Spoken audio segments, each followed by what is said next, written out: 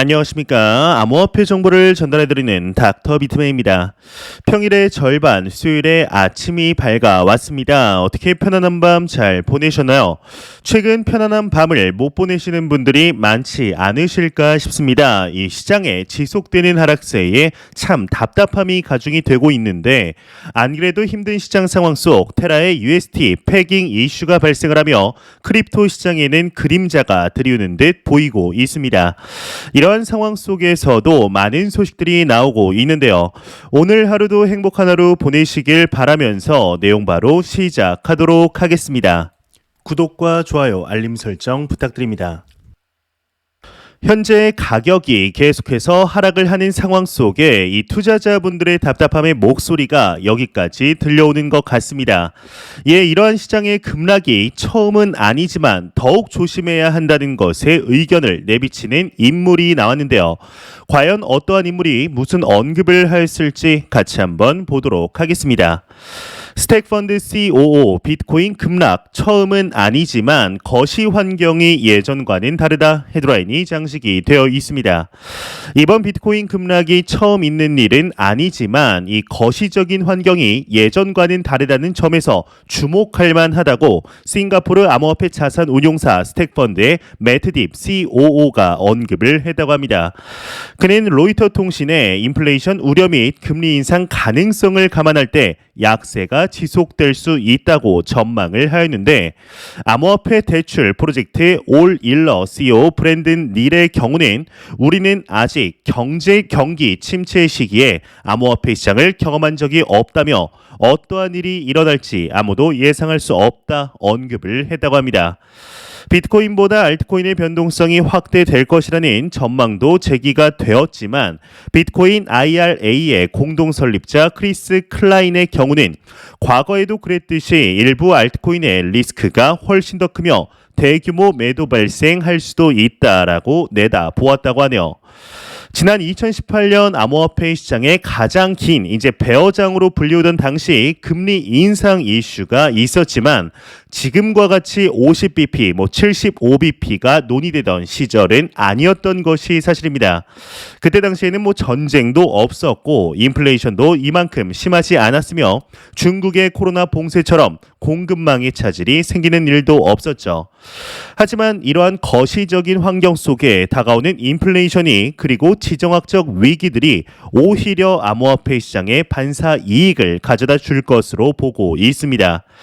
이번 하락이 금리 인상으로 인한 하락이었다면 원자재 가격은 상승을 해야 하는데 모두 다 동반 하락하는 것을 볼 수가 있었죠.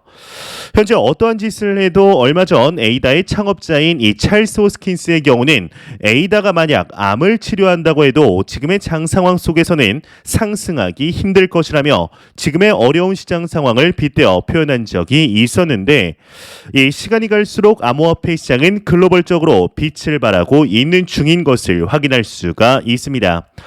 지금 당장 힘들고 시장이 하락하고 어려울 수 있지만 비트코인의 현물 ETF의 승인 혹은 글로벌 규제 프레임워크의 명확화, SEC와 리플사 간의 소송 마무리, 엘살바도르와 중앙아프리카 공화국과 같은 비트코인 버파 채택의 케이스 증가 등 상승 시그널들이 상당히 많은 상태이죠.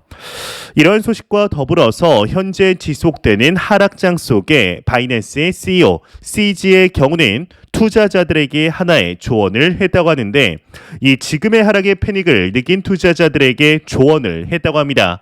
과연 어떠한 이야기를 하였을지 같이 한번 보도록 하겠습니다. 바이낸스 CEO 비트코인 하락으로 패닉 경험했다면 투자금을 줄여야 한다 헤드라인이 장식이 되어 있습니다. 자오장펑 바이낸스 CEO의 경우는 이 트위터를 통해 과거 비트코인 시세 그래프를 보여주며 비트코인 급락은 이번이 처음이 아니다라며 수년 뒤면 가격 그래프는 평평한 것처럼 보일 것이라고 이야기를 했다고 합니다. 이어서 이번 하락장에서 패닉을 경험했다면 아마도 과도하게 투자를 했기 때문일 것이라며 투자 규모를 절반 혹은 10분의 1로 줄이면 감정을 통제하기가 훨씬 수월할 것이다. 이 감정을 통제할 수 있을 때에만 포지션을 늘려라 라고 덧붙였다고 하네요. 아마 지금의 하락에 패닉이 오신 분들도 계실 것이고 해탈을 하신 분들 또한 계실 것으로 보입니다. 이 CG가 이야기를 한 것은 말 그대로 여유 자금으로 또한 장기적인 관점으로 투자를 하라는 뜻이 아닐까 싶은데요. 그럼에도 장기적인 관점, 이 시장은 성장할 것이라는 것을 100% 믿고 있기 때문에 이러한 발언을 확실하게 할 수 있는 것이 아닐까 싶습니다. 이는 개인적으로도 동의하고 있는 바인데 아마 지금의 하락세가 지난 2021년 5월이죠. 지금으로부터 딱 1년 전 중국의 비트코인 말살 정책의 시작과 일론 머스크의 조동아리로 인해 하루 무려 50% 이상 하락했을 때와 비슷한 정도의 공포감이 아닐까 싶습니다. 그때는 이제 단 하루 만에 반토막이 났으며 지금은 그때보다는 비교적 천천히 하락하는 것이라는 차이만 있을 뿐 투자자분들에게 두려운 시장 상황인 것은 부정할 수가 없는 사실인데요. 과연 이러한 시기에 모든 것을 매도하고 시장을 떠나가는 것만이 능사일지에 대해서는 다시 한번 생각해 보아야 하지 않을까 싶은데 이러한 부정적인 시장의 상황과 내용들 속에 우리나라에서 돈나무 누나라고 불리는 이 캐시 우드에게서 다소 희망적인 소식이 나왔습니다. 약세장 종결의 시그널이 나왔다고 하는데 과연 어떠한 이야기를 하고 있을지 같이 한번 보도록 하겠습니다. 캐시 우드 암호화폐 나스닥 높은 상관관계 약세장 종결 시그널이다 헤드라인이 장식이 되어 있습니다. 캐시 우드 아크인베스트 CEO의 경우는 최근 유튜브 채널에서 새로운 자산군인 암호화폐는 나스닥과 유사한 흐름을 보여서는 안 되지만 실제로 유사한 흐름을 보인다.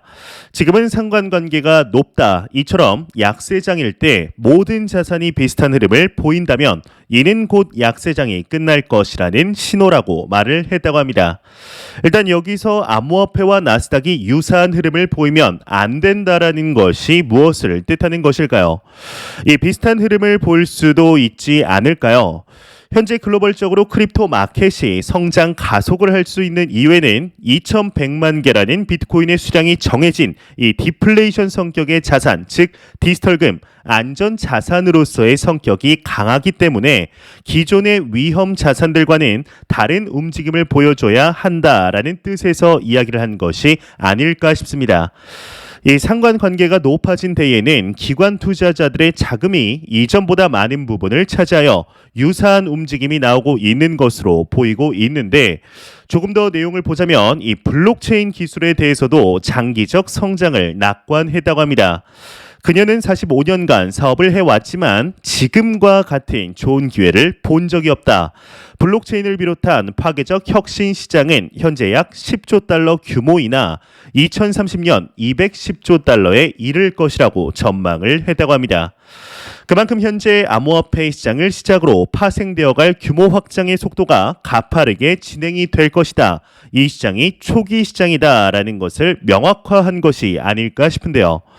현재 모든 자산들의 흐름들이 비슷하다라는 의미, 암호화폐 증시뿐만 아니라 원자재를 비롯하여 많은 대부분의 자산들이 약세 흐름들을 보이는 것이 약세 종결의 시그널이라는 것인데 현재 답답한 상황인 캐시우드의 언급처럼 하루라도 빨리 끝이 나기를 진심으로 바래 보겠습니다. 이러한 소식과 더불어서 3대 선물 거래소의 롱 포지션과 숏 포지션의 비율이 공개가 되었습니다. 과연 선물 투자자분들은 단기 방향성에 관하여 어떻게 생각을 하고 있을지 같이 한번 보도록 하겠습니다. 네, 일단 사진을 보시게 되면은 일단 첫 번째로 글로벌 1위의 바이낸스 거래소가 나와 있는데요. 일단 바이낸스 거래소의 경우는 롱 포지션이 50.01%, 숏 포지션이 49.99%로 거의 차이가 나지 않으며 2위의 비트겟 거래소의 경우 또한 롱 포지션이 50.66%, 숏 포지션이 49.34%로 크게 차이가 나지 않으나 단기 상승을 점치는 투자자분들이 조금 더 많은 상태입니다. 세 번째로 FTX 거래소의 경우는 롱 포지션이 47.39%, 숏 포지션이 52.61%로 오히려 다른 거래소들보다는 단기 하락을 점치는 투자자들이 많은 상태인데 이제 하락할 만큼 하락을 했으니 상승할 것이다, 아니다, 추가 하락할 것이다의 의견이 팽팽한 상태이죠. 이와 더불어서 최근 암호화폐 시장 관련 이야기를 할 때 우리나라 대한민국에 관한 소식을 빼면 섭할 텐데 현재 대한민국의 이름만 대면 알만한 기업들에서 미래의 먹거리로서 암호화폐 시장을 선택하는 것을 심심치 않게 확인할 수가 있었습니다. 이에 키움증권에서 오늘 하나의 소식이 나왔는데 이 디지털 자산 분야의 인력 채용에 나서기 시작을 했다고 합니다. 자세한 내용 함께 보도록 하겠습니다. 키움증권 디지털 자산 분야 인력 채용에 나선다 헤드라인이 장식이 되어 있습니다. 디지털 투데이에 따르면 키움증권이 디지털 자산 분야 상시 채용에 나섰다고 합니다. 이 채용 내용에 따르면 주요 업무는 디지털 자산 관련 비즈니스 기획이라고 하는데 이와 관련 증권형 토큰, 대체불가 토큰, 커스터디, 월렛 등이 언급되었다고 합니다.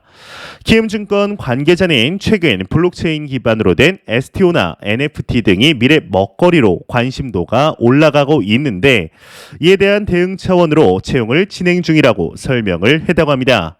현재 키움증권의 디지털 자산 관련 부서가 마련된 것은 아니지만 이번 첫 채용을 계기로 시장 대응에 적극 나설 것으로 예상이 된다 매체가 전했다고 하네요. 현재 대한민국의 대표 증권사이죠. 이 미래에셋증권과 SK증권의 경우도 이 크립토 시장과 관련하여 사업을 확장시킬 포부를 공격적으로 내비치고 있습니다. 비단 증권사뿐만 아니라 은행권 또한 이 시장으로의 진출을 꾀하고 있는 상태입니다. 어찌 보면 이제는 자본주의 시스템의 근간인 금융시장이 디지털화되는 것은 자연스러운 일처럼 보이는데요. 이런 흐름들은 막을 수가 없는 흐름들이라는 것을 서서히 깨닫고 있는 중이라는 것이죠.